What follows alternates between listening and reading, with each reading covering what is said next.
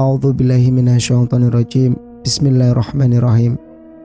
Assalamualaikum warahmatullahi wabarakatuh. Kembali lagi bersama Mang Sukir di channel Sampul Hitam. Dan untuk cerita kali ini, Mang Sukir akan menceritakan sebuah kisah yang berjudul Weton Santet 3 Generasi. Cerita ini ditulis oleh Uwamia. Dan bagi teman-teman yang ingin membacanya secara langsung, teman-teman bisa langsung kunjungi link yang saya sudah sertakan, ada di deskripsi. Dan tak usah berlama-lama, mari kita ke ceritanya. Selamat mendengarkan. Sekat itu terbuat dari batang-batang pohon muda yang ditebang, disusun berjejer membentuk dinding panjang guna melindungi aktivitas yang terjadi di baliknya. Aktivitas apa? Aku masih menebak dikala sosok makhluk terbang dari arah belakang dan hampir saja menyambar batok kepalaku. Sontak aku menunduk, melindungi kepala. Baru aku sadar, ternyata dia adalah makhluk yang saat itu menempel di kaca mobil Pak Waluyo. Ia mendahuluiku masuk ke ruangan di balik sekat itu. Sesaat kemudian, terdengar suara wanita marah-marah. Goblok, Kak Jiman, kamu gagal lagi. Udah 2 orang mati konyol di sini, dan kamu belum juga menembus pertahanan keluarga itu. Pekiknya dengan nafas berat.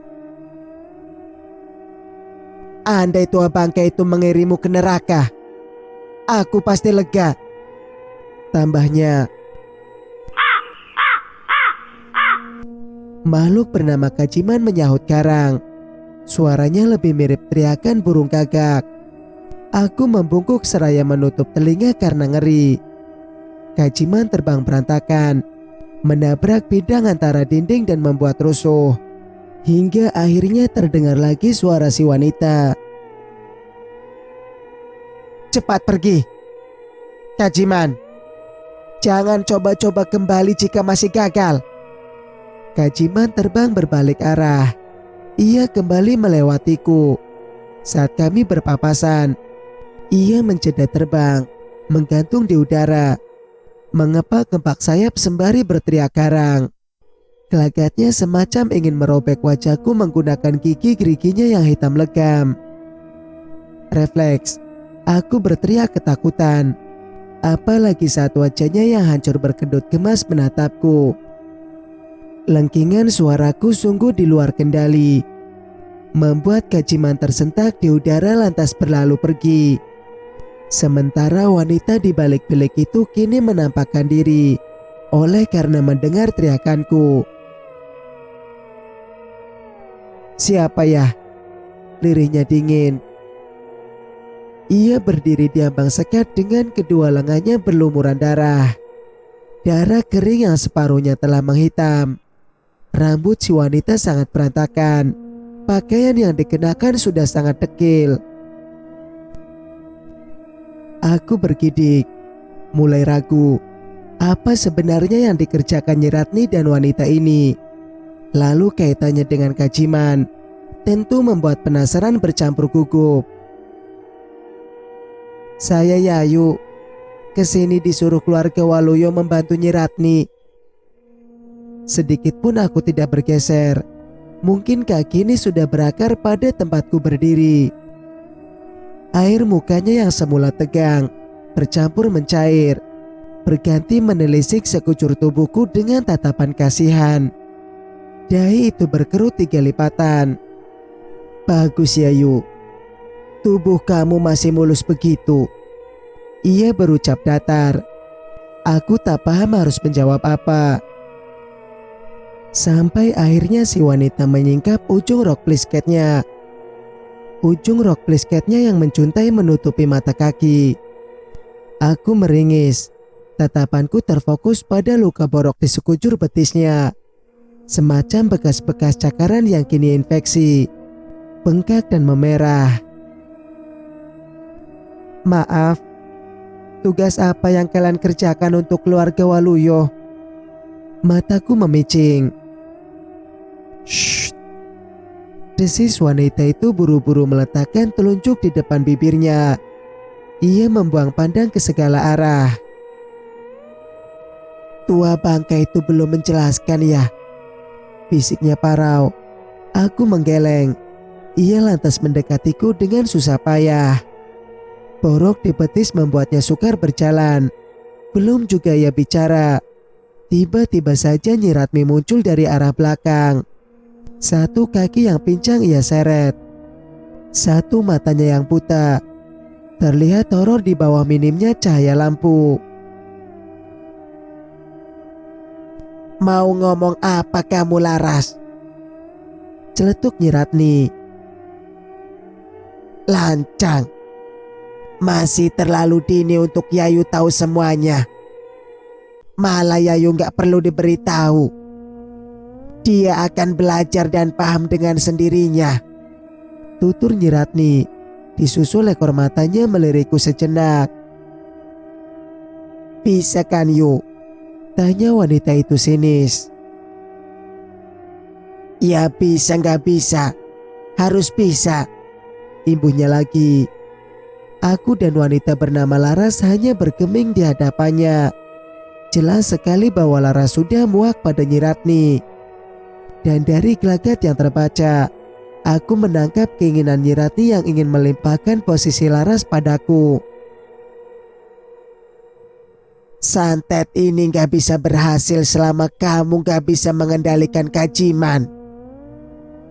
Percuma lahir di hari Sabtu Kliwon kalau insting kamu gak jalan. Nyi Ratmi sangat serius menatap Laras. Aku berkeringat halus. Lain halnya dengan Laras yang mendengkus kesal. Laras kemudian melangkah dengan susah payah kembali ke balik sekat. Di saat bersamaan, terdengar rintih menyakitkan dari dalam bilik itu. Suara-suara memaki Laras dengan bahasa yang kasar. Sudah gila kau, perempuan jalang. Beritahu kapan semua ini selesai. Liris seseorang. Seharusnya sejak awal kau bunuh saja kami. Sambung yang satunya. Suara keduanya adalah sama-sama suara perempuan. Oleh karena dikode oleh Nyi Ratmi, aku pun menyusul Laras, memasuki sekat rahasia itu. Baru ada 2 langkah di dalam ruangan itu. Aku terpaksa terhenti karena syok. Ini di luar dugaanku. Apa yang kusaksikan sangatlah tidak manusiawi. Ada 2 wanita yang tangan dan kakinya dirantai. Luka memenuhi sekujur tubuh mereka. Bekas tusukan benda tajam. Juga memar dan lebam membuat keduanya lemah, tak berdaya. Bahkan untuk sekedar membuka mata, mereka sudah tak sanggup. Hanya bibir pucat yang sesekali memaki Laras yang kini telah siap menyakiti mereka lagi. Aku melangkah mundur, mengurut dada yang gemetar. Sama sekali tak terbesit hal semacam ini sebelumnya. Tanpa sadar aku hampir menubruk Nyi Ratmi yang sedari tadi mengawasi dari belakangku.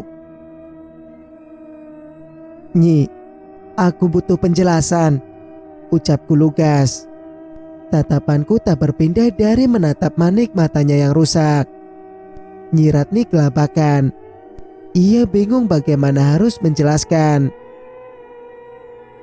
Aku dan Nyi Ratmi sama-sama terdiam. Sejenak menimbang. Ia akhirnya buka suara. Asal kamu tahu, yuk, 2 perempuan ini dijadikan media santet. Saya yang menyantet. Dan Laras di sini sebagai eksekutor. Media santet. Aku menggeleng. Ada rasa kecewa merayap. Bukannya media santet kerap memakai boneka atau benda tertentu. Ini malah manusia. 2 orang pula. 2 orang pula. Disiksa sedemikian rupa. Kemana hati nurani? Santet jenis ini merupakan yang paling jahat di tanah Jawa. Nyi Ratni menarik napas dalam-dalam, menghembuskannya halus, lantas kembali bicara. Ingat, kamu di sini bukan untuk main-main. Mati atau hidup, kamu sendiri yang menentukan. Aku menundukkan kepala. Uang sudah terlanjur kuterima. Jikalau berencana kabur, belum tentu bisa selamat. Daerah ini sangat asing. Aku tidak menguasai medan. Ras, pakunya udah dipanasin.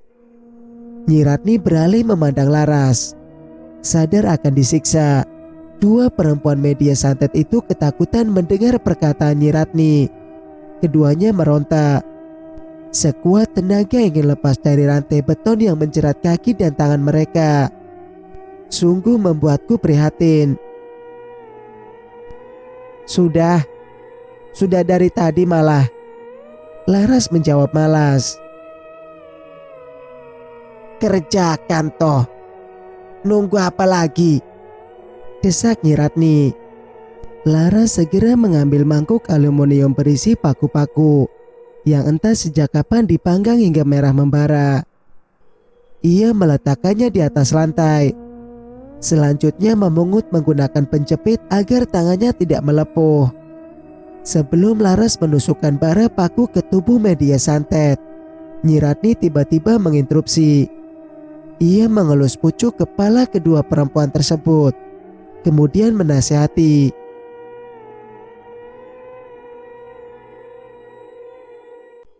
Jangan mengecewakan Pak Waluyo, Yondo. Berdua harus tetap hidup sampai target santet kita meninggal duluan. Bisa kan? Kalian berdua harus tetap hidup sampai target santet kita yang meninggal duluan. Bisa kan ya? Salah satu perempuan menggelang lemah. Air matanya jatuh tanpa isakan. Saya udah gak sanggup lagi, Nyi. Wong orang yang disantet itu kuat juga ilmunya, ucapnya Parau. Kamu jangan kecil hati, Nduk. Sedikit lagi ritual ini pasti berhasil. Jangan menyerah. Nyi Ratni kembali mengusap kepala mereka. Perempuan yang satunya lagi berambut ikal sebahu. Selain tak menyahut, ia kini nampak siap untuk dianiaya. Nasihat Nyi Ratni membuat rahangnya mengeras serta tangan mengepal gemas. Seolah ia bertekad menenangkan ritual santet ini. Tetap hidup. Harus tetap hidup. Bisiknya yang membuat Laras dengan cepat menusukkan bara paku ke leher, dada dan perutnya. Ia mengerang menyayat hati. Tenang Vira, kamu akan tetap hidup. Aku yakin kamu akan selamat. Pucuk Laras yang tak tega melihat Vira meringis kesakitan. Setelahnya perempuan bernama Vira rubuh ke lantai. Ia pingsan. Panasnya bara paku membuat luka yang ditorehkan tidak berdarah tapi parah ke dalam. Pemandangan ini membuat Nyi Ratni gembira. Ia tidak tahan untuk mengomentari. Laras, lain kali kamu harus totalitas. Santet yang bakal berhasil dengan sempurna bila kamu dipenuhi benci serta tanpa rasa kasihan. Tanpa kasihan, Laras mendelik kesal. Ia mendepak mangkuk berisi bara paku hingga terserak ke lantai. Setelahnya ia angkat kaki dari bilik itu. Nyi Ratni mendesah. Nampak menyerah menasehati Laras. Tidak ada kecocokan antara keduanya. Kamu gak istirahat yuk. Ini sudah hampir pagi loh, tegur Laras padaku. Ia berjalan ke ruang tengah lantas menaiki anak tangga menuju lantai 2. Nyi Ratni menggoda agar aku mengikuti Laras. Kamar kalian ada di atas. Jangan coba-coba buka pintu jika ada yang mengetuk, pesan Nyi Ratni. Aku melirik kedua perempuan itu sebelum menuju ke lantai 2. Sebelum menuju ke lantai 2, sempat berpikir, kenapa lah rasanya menyakiti perempuan yang bernama Vira, sedangkan yang satunya tidak. Apa karena perempuan itu belum siap atau bagaimana? Terdengar ayam berkokok saat aku menapaki anak tangga. Baru sadar hari sudah menjelang subuh. Aku sekamar dengan Laras. Terdapat 3 ranjang di kamar ini. Ranjangnya lumayan mewah, khas villa. Hanya saja bed cover berbau apak akibat tak pernah dijemur atau dibersihkan, apalagi dicuci. Laras sudah mendegur nyenyak ketika aku masuk. Segera aku tutup pintu dan menguncinya, menyimpan tas pakaian ke dalam nakas. Aku rebah di atas ranjang, terasa sangat lelah, tapi herannya sulit sekali memejamkan mata. Berkelebatan bagaimana Laras menusuk paku panas ke tubuh Vira. Kalau Vira dan satu temannya adalah media santet, artinya Laras adalah eksekutornya. Lalu bagaimana denganku? Tentu sebuah pertanyaan yang membuat gelisah. Demi membunuh waktu, aku memilih duduk di tepi ranjang, menghitung cicak di plafon sembari menanti datangnya pagi. Beberapa saat berselang, terdengar pintu kamar diketuk berirama. Tiap irama terdiri dari 3 ketukan. Siapa itu? Aku bangkit, berniat membuka pintu. Belum menyentuh gagang pintu, seketika pesan Nyi Ratmi mendengung di kepalaku. Aku kembali duduk. Kupijat pelipis sampai ke dahi. Kuabaikan ketukan pintu yang kini berubah menjadi gedoran. Makin lama makin keras hingga tak terdengar suara lagi. Pagi harinya. Telurnya udah matang yuk. Laras memantau sebatas pintu dapur. Aku mengangguk. Tangan ini sibuk mengupas kacang telur rebus satu persatu. Siapa yang makan telur sebanyak ini, Ras? Aku bertanya mumpung Laras masih berdiri di sana. Wanita itu tertawa kecut. Mira sama Vira. Aku menelengkan wajah. Oh, mereka makan ini. Kembali ku tatap belasan telur rebus. Gak pakai nasi. Laras tertawa aneh. Kali ini ada ekspresi tak senang di wajahnya. Yuk, santet itu identik sama telur. Selain mempercepat sembuhnya luka di tubuh mereka, makan telur rebus akan mementalkan sihir yang dikirim balik. Aku mengangguk. Tak lagi memperpanjang tanya. Selesai mengupas telur, Laras memintaku menyuapkan ke mulut Vira dan Mira. Sementara dirinya sibuk menyiapkan air hangat untuk membasuh Mira dan Vira. Anak satu kliwon ya kamu, desis perempuan bernama Vira saat telur yang kelima selesai ditelannya. Sesekali ia menyebut nama Allah ketika bergerak, yang mana luka di tubuhnya menimbulkan rasa sakit. Betul, kalau kamu. Aku menjeda memberinya telur, bergantian menyuapkan ke mulut Mira. Rabu Pahing yuk, weton yang bagus sebagai media santet, ucapnya dengan suara yang hampir tak terdengar. Aku menatapnya lekat, baru ngeh tentang motif di balik keluarga Waluyo yang hanya merekrut perempuan dengan weton Sabtu Kliwon dan Rabu Pahing. Wetonku Sabtu Kliwon, berarti aku dipersiapkan menjadi eksekutor bukan media. Apa si Laras tidak mumpuni? Aku pun merasa tidak lebih bagus dari Laras. Yuk, semalam aku berhasil. Barusan 2 orang mati dalam keluarga itu. Vira kembali berbisik. Kamu bisa tahu Bagaimana caranya? Kutatap poni rambut Vira yang berantakan menutupi kedua matanya yang setengah terpejam. Kamu lupa, aku ini perantara. Dulu sebelum disiksa, sudah melewati masa berpuasa sebagai pembuka ritual. Maksudnya? Vira tak langsung menjawab. Ia meminta minum karena tersedak memakan banyak telur. Setelah ku beri minuman segelas air putih, ia nampak lebih semangat. Dulu sesudah berpuasa, aku menjadi peka, Yuk. Mata batinku terbuka. Aku mengenal jelas wajah-wajah anggota keluarga ini, meski di kehidupan nyata tak pernah berjumpa. Baiklah, kamu mengenal mereka, dua orang yang meninggal itu. Apa kamu yakin? Gimana caranya mereka meninggal? Aku menggaruk ujung dagu.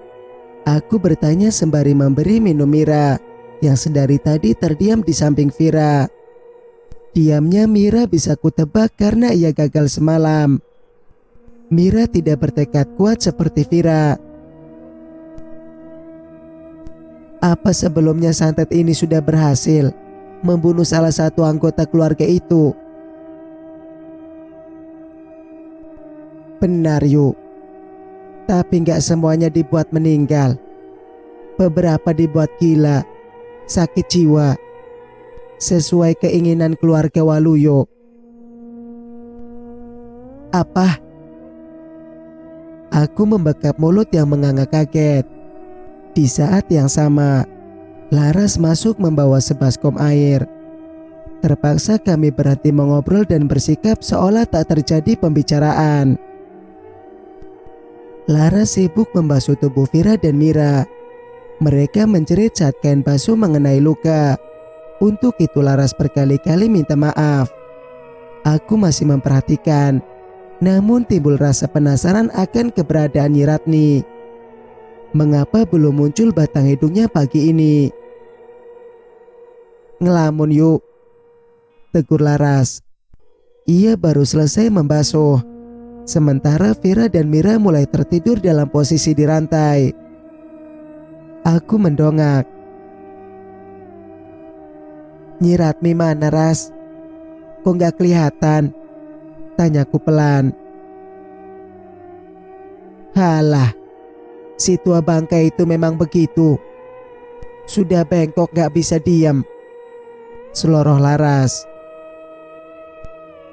Mending kau petik sayur ke belakang villa. Soalnya keluarga Waluyo belum mengantarkan kita stok makanan. Aku mengiyakan. Jujur saja, aku memang lapar. Sedari malam belum makan apapun. Mengambil tampah dari dapur, aku segera menuju belakang villa. Laras sempat mendengung agar tidak mengambil jalan yang sebelah kiri. Area belakang villa lumayan luas. Makin ke belakang semakin landai.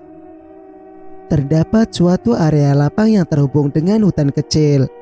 Dengan cepat aku memasuki hutan yang mana menurut Laras ditanami sayur mayur oleh Nyi Ratni. Benar saja, tidak beberapa jauh dari bibir hutan sudah terlihat betapa suburnya tanaman pangan. Pohon-pohon kates berbuah lebat. Dedaunan singkong siap dipanen kapan saja. Belum lagi kacang-kacangan, bawang dan wortel. Membuatku jadi canggung memanen yang tidak kutanam. Keasikan memetik pucuk daun singkong. Perhatianku beralih pada sesuatu yang barusan hinggap di pucuk salah satu pohon kates. Lumayan besar dan mengerikan. Kajiman. Hampir saja aku memekik. Segera aku membungkuk bersembunyi. Masih terbayang bagaimana sikap Kajiman yang hampir merobek wajahku malam itu. Dan sampai detik ini, aku belum paham makhluk golongan apa dia. Jin ataukah hewan purba. Tak berapa lama kemudian, Kajiman berpindah tempat. Kutegakkan pundak, memperhatikan ke arah mana ia terbang. Arah kiri. Bukankah arah itu yang sempat diperingati oleh Laras? Jadi penasaran ada apa di sana. Dengan sikap hati-hati, aku merangkak di antara batang pohon singkong, terus merangkak, meninggalkan area tanaman pangan dan akhirnya tiba di sebuah kawasan carang pohon. Ada banyak gundukan tanah di situ. Rerumputan liar bertumbuh setinggi betis. Hampir seluruhnya mengering, khas penghujung musim kemarau. Sepasang mataku mencermati gerak-gerik Kaciman. Makhluk itu mondar-mandir, memantau sekitaran, seolah ia tengah melindungi sesuatu. Aku masih mengamati sampai akhirnya kulihat sosok Nyi Ratni sedang berjongkok di antara rerumputan. Cukup lama ia pada posisi itu. Menit berselang, ia bangkit berdiri diikuti membersihkan kedua tangannya yang dipenuhi tanah. Tentu aku penasaran apa yang barusan ditanamnya di situ. Asik mengamati, seekor landak tiba-tiba menyerusuk ujung kakiku. Refleks aku memakai kaget. Landak itu pun kabur. Aku pikir Nyi Ratni dan Kaciman akan memergokiku. Ternyata mereka juga kabur sebab takut ketahuan. Kaciman terbang menjauh, masih di udara saat ia berganti wujud menjadi burung gagak berukuran sedang. Sementara Nyi Ratni menjelma jadi seekor anjing dan berlari menuju villa. Aku meneguk liur yang tercegat di kerongkongan. Kaciman menjadi burung gagak, mungkin masih bisa diterima. Namun Nyi Ratni jadi anjing. Seumur hidup, baru kali ini tidak percaya pada mataku sendiri. Urung membuang waktu, gegas aku memeriksa tempat di mana Nyi Ratni barusan jongkok. Gundukan tanah. Baru saja ia membuat gundukan tanah. Padahal sudah banyak gundukan tanah di sini yang mungkin dibuat olehnya sebelumnya. Aku celingak-celinguk mengawasi sekitaran, khawatir Kaciman dan Nyi Ratni datang kembali. Setelah merasa aman, tanganku meraih sebatang kayu kering, berniat menggali gundukan tanah tersebut. Cerita pun bersambung. Jika kalian suka dengan ceritanya, jangan lupa untuk like, komen, dan subscribe channel ini agar bisa mendengarkan cerita-cerita berikutnya. Wassalamualaikum warahmatullahi wabarakatuh.